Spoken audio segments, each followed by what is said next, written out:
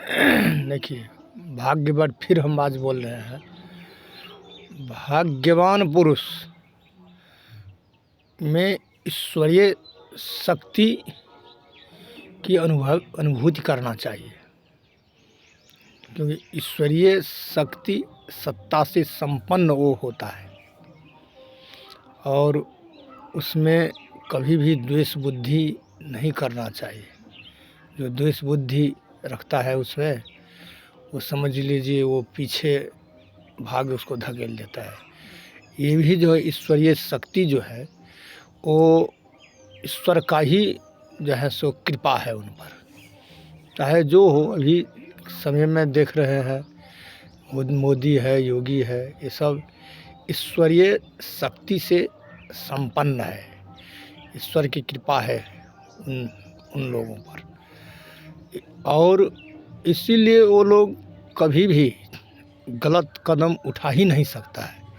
ईश्वरीय संविधान को मानने वाले, ईश्वरीय सत्ता में बहने वाले व्यक्ति कभी भी अनुचित काम नहीं करते हैं। जो काम करते हैं वो लोक कल्याण के लिए ही करते हैं और उसको समझदारी से समर्थन करना चाहिए, उत्साह बढ़ाना चाहिए, जिससे वो और आगे बढ़ें।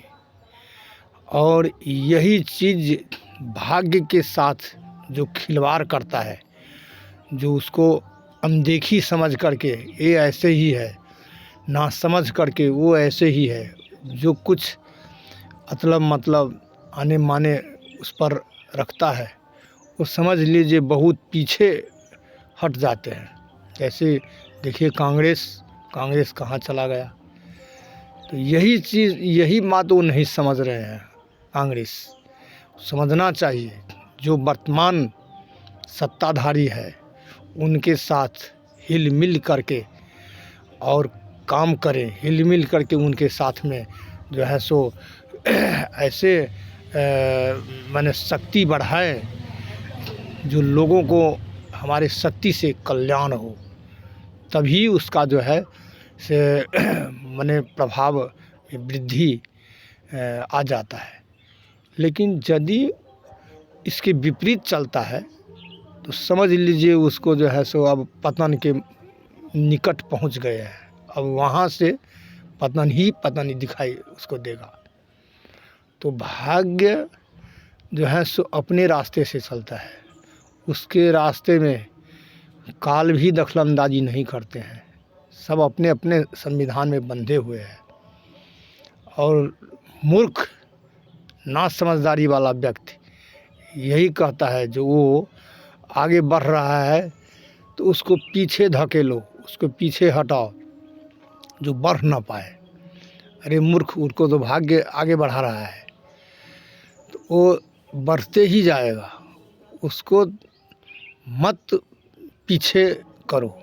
पीछे करोगे तो वो उस पर ईश्वरीय शक्ति की कृपा है, वो कभी भी जो है सो तुम्हें क्षमा नहीं भगवान करेगा। यही चीज़ नहीं समझने के कारण जो है मनुष्य का भाग्य दुर्बल हो जाता है, निर्बल हो जाता है और दर ठोकर खाता है। और इसके बाद में पहुंचता है ज्योतिषी के पास में, जो देखिए हमारा भाग्य कैसा हो गया है, हम धनहीन हो गया है, हम ऐसे विद्याहीन हो गया, हम ऐसे हीन हो गया, हम ऐसे सब तरह से उसको बताते हैं। लेकिन ये नहीं बताते हैं उसको जो हम जो कर्म किए हैं, जो कर रहे हैं, ये छुपा करके रखता है, ये नहीं उसको बताते हैं।